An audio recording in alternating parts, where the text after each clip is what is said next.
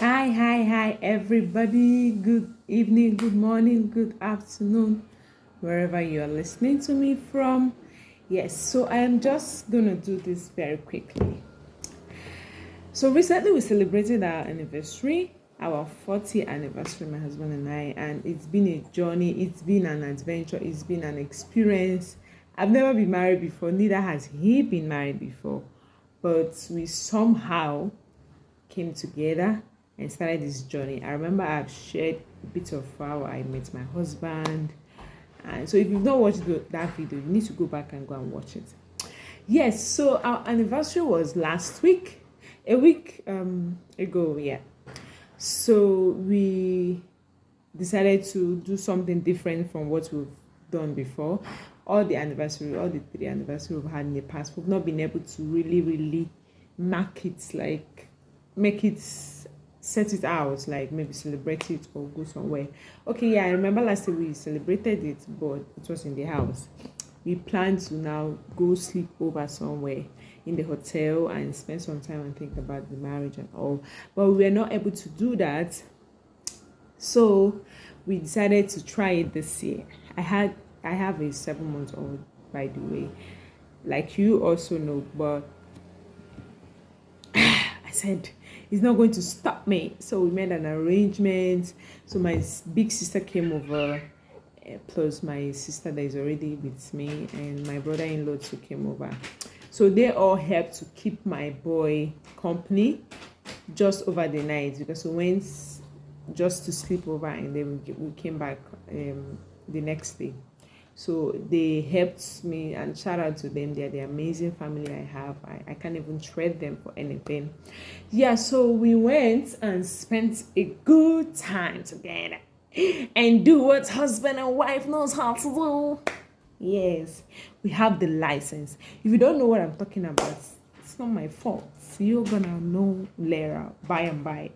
Ask the Holy Spirit for revelation. Yes, so a few things that my marriage has taught me in this 4 years. We've done 4 years, and it's been the most amazing 4 years of my life. I married a very good man. Yeah, I was that lucky, and he was also lucky, because I know I'm a good man, good girl. Yeah, I'm a good girl, so I'm not even trying to, think twice about that.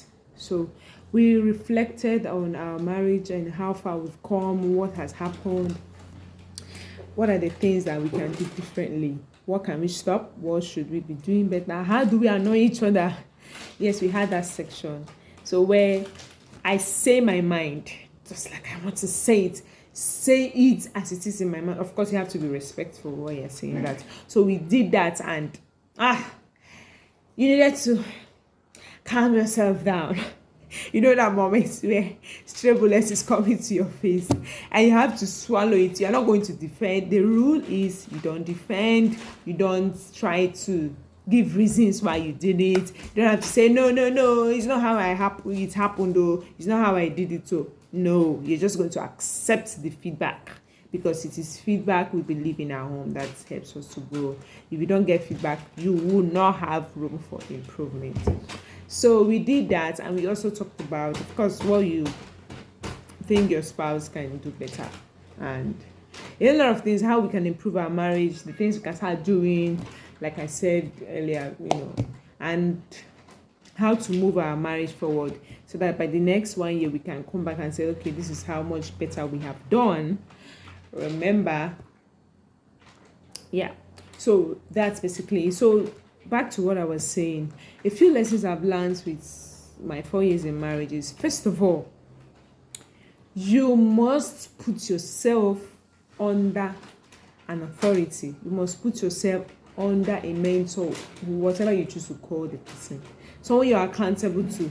Someone that holds you accountable, that holds you to your neck and says, you have to do this. You must do it like this. You cannot do this. You are not permitted to do this. I know we are adults and we have that tendency to feel, I'm an adult, I can take care of myself. I know what I'm doing and all of that. But if you don't let yourself be guided in the journey of life, you're going to mess yourself up.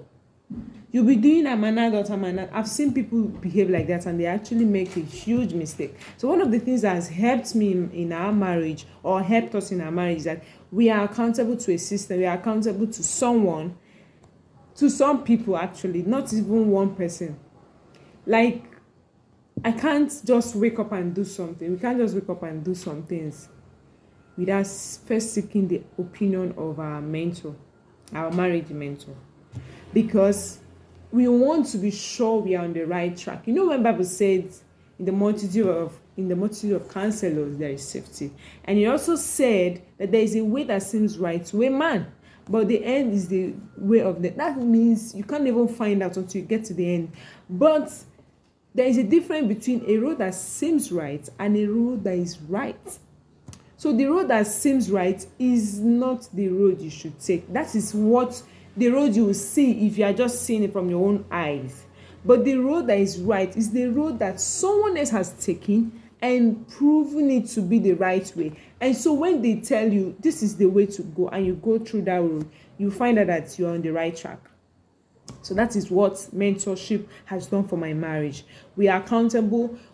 Some of the things we do are things we learn from. Of course, our pastor is our mentor.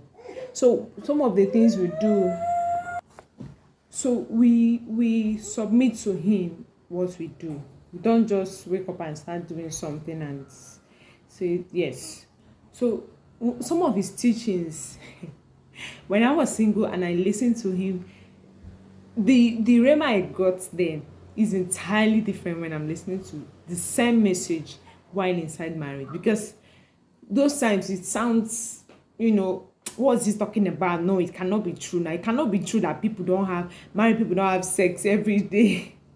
It cannot be true that at some point you no longer be feeling all those chemistry you had for that person initially. Brethren, my eye have clear. That chemistry have turned to what? It has turned to physical and health education. That chemistry has turned to what? Introtech. Introtech is a hard subject. So now when I listen to him talking about those things, I know, oh yeah, I can relate. I can relate kind of thing, because I now know, it's true. This thing is saying is correct. So we see marriage now from a better perspective because we have listened while inside it. So when you are single, you have to listen to, because there are also some things that we do now because we heard this many years ago. And so we are able to say, wow, this is what Pastor said so time. It is now going to help us in this situation. So we are able to relate with what we learned when we were still single. And that's why if you are a single person and you are trying to marry someone, be sure that they've grounded themselves around, marriage of others, counsel from other married people.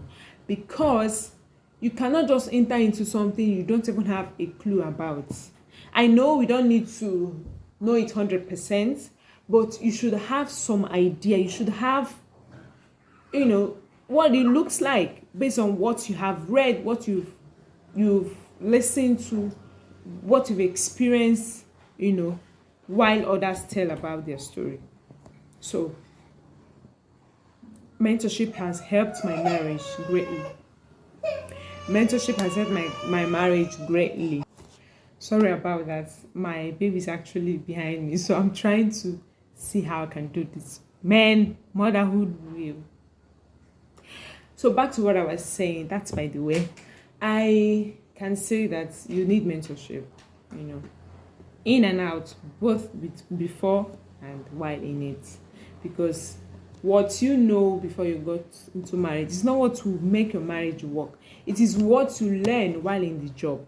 So you need to constantly learn. You don't need to bank on, I have learned how to do marriage, so now I'm inside it. I don't have to do anything. No, it's not going to work. You're going to make a mess of yourself. So you need to constantly put yourself in check and in a learning system. Another thing we've done in terms of mentorship is we joined an academy for couples. We call it Couples Conclave by the Marriage Seal Academy. It's run by Coach Kunle Olegi. This past 1 year that we've been here, the men, a lot. I have learned so much. My husband and I has learned so much just by being in that circle, because it's more like a smaller circle group of couples that you can tell clearly that these people are out to make their marriage work. So you encourage yourself when you see the results of other people. So that has also helped us. We paid. It's not free. It's not free, and I don't even believe that learning has to be free. You should pay for it. That's even how you get much more value, because you know, I commit financially to this and I must have results from it. So that's about it in mentorship system. And then secondly, one other thing that my marriage in the past 4 years has taught me is you need, beyond love, to have someone that has respect for you. Beyond, oh, I love you, you love me, Jesus loves us both. You need someone that respects you. And I'll tell you why.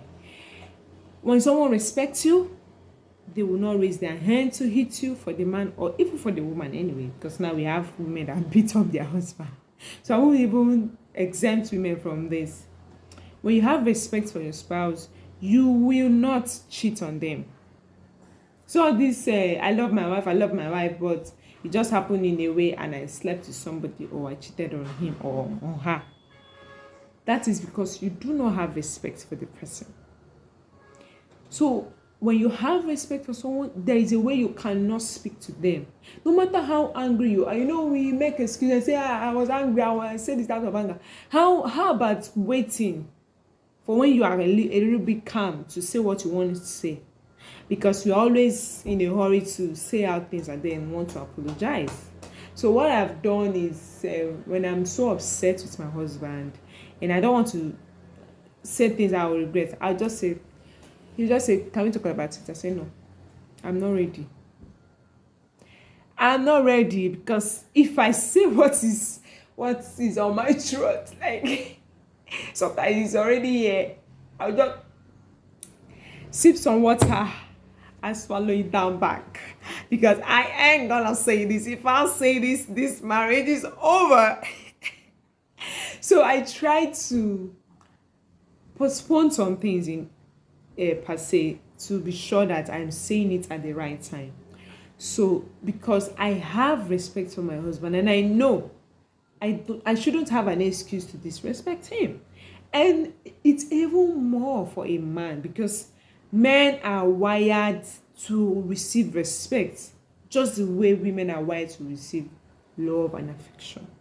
So for a man, disrespect is like, where am I? What's going on? They are sinking.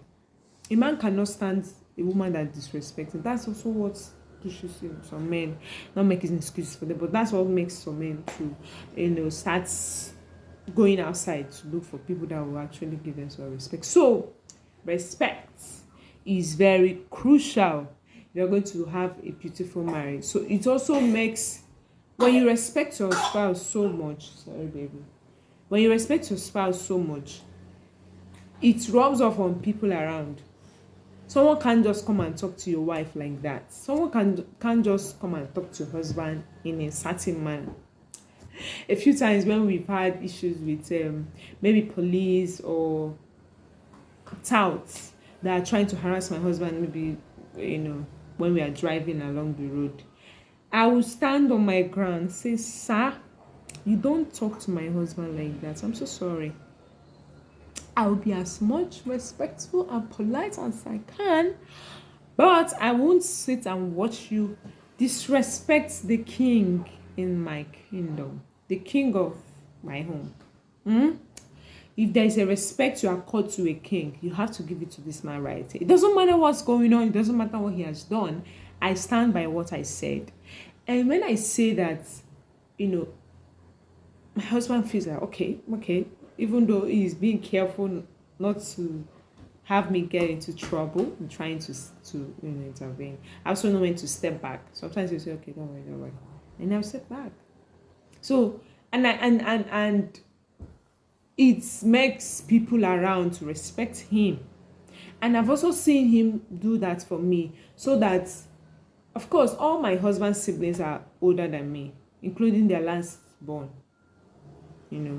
But until the day my in-law that was living with me left, there was never a day I was disrespected, because my husband has already stated it clearly by his own actions and by his own words that this is my wife. It doesn't matter if you are older than her by 50 years or by 100 years.